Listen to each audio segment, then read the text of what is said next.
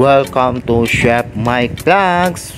For today's video mga ka-chef nga gwapo kagwapa, maluto kita sang fish cardello with pichay.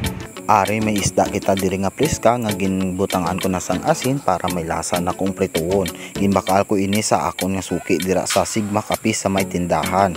Ari ang mga panakot nga ginpreparar ko kag giniwa, ari ang mga ahos, bombay, kamatis, luya kag sili kag ang aton nga pichay.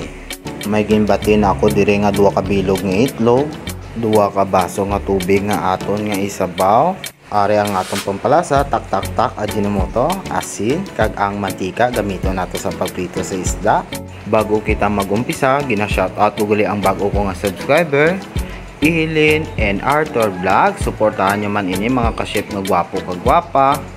Dali, umpisaan doon naton aton nga pagluto sang fish cardello with pichay. Ari nagbutang na kita sang mantika, aton na inipainiton kag lutuon ang aton nga friska nga isda nga ginbakal sa tindahan.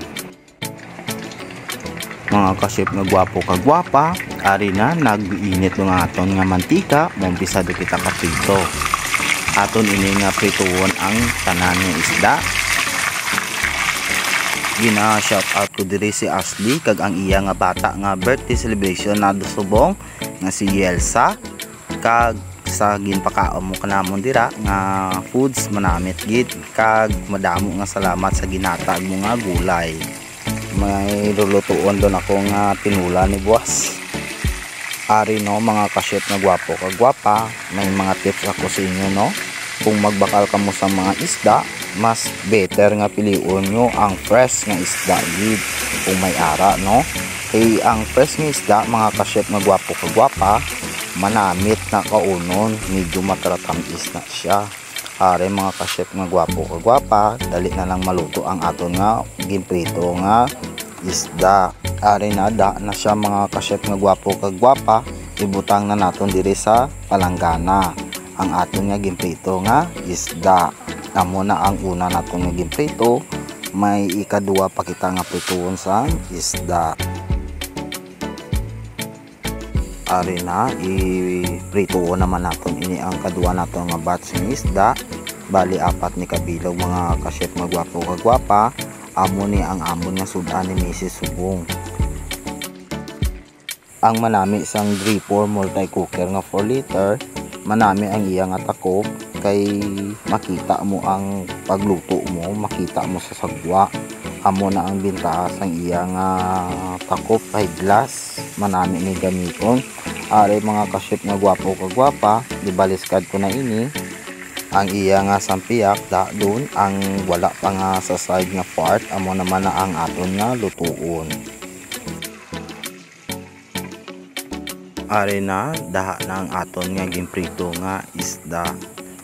Diri kuwao na naton mga ka-chef nga gwapo kagwapa, kag maumpisa kita kagisa ang ginprituan ngali sang isda. Diri man ako magisa sang aton nga mga panakot sang aton nga fish cardello with pichay. Ari na start na nato painiton ang aton nga electric multi cooker nga 3-4. Umpisaan do naton kagisa. Ang ginauna ko dira nga ginagisa amo ang luya. Ang luya pampakuha na sang langsa. Aton na niini pamuton kag pagwaon ang iya nga aroma sang luya. Sunod naton ibutang diri amo ang ahos. Igisaon man naton para magwa ang iya nga hamot kag aroma. Kag isunod ta diri ang bombay. Gisaon man naton ini para maghamot kag magwa man ang iya nga aroma. Ari isunod na naton ang kamatis. Gisaon man naton ang kamatis para magwa ang iyang asdom. Imbutangan ko na dira sang asin kag tak ajinomoto mga ka-chef nga gwapo kagwapa para may lasa doon ang aton nga ginagisa.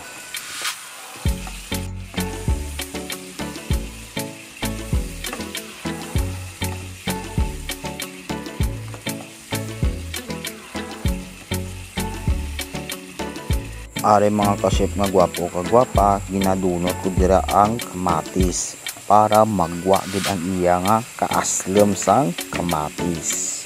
Kag diri mga ka-chef nga gwapo kagwapa, mabutang na kita sang aton nga isabaw sang aton nga fish cardello with pichay. Pag bukal na sini, aton na ilunod ang aton nga isda nga aton nga ginprito. Amo na ang akon nga style mga ka-chef nga gwapo kagwapa. Ginauna ko ang isda, tapos isunod ko dira ang itlog nga ginbati. Ang iba diri iba nga style man sila magluto sang fish cardello with pichay. Ang iba ginauna nila ang itlog kag pichay, kag amo na sa babaw itapin sa nila ang isda. So ako lain man niya mga ka-chef nga gwapo kagwapa, inauna ko ang isda dira para maabsorb na ang aton nga gimbutang nga mga ingredients kag pampalasa sa fish cardello with pichay.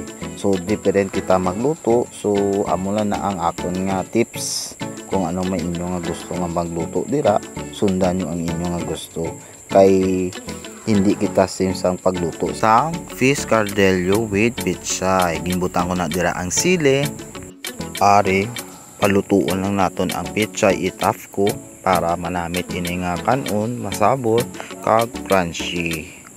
Amo lang na ang akon tips sa mga gulay mga ka-chef nga gwapo kagwapa.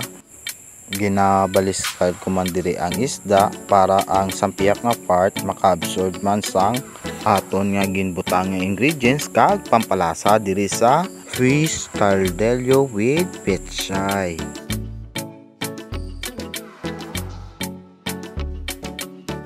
Takpan naton anay makadali ang aton nga ginaluto para maluto ng aton nga pechay. Ara na mga ka-chef nga gwapo kagwapa, daha ng aton nga fish cardello with pechay.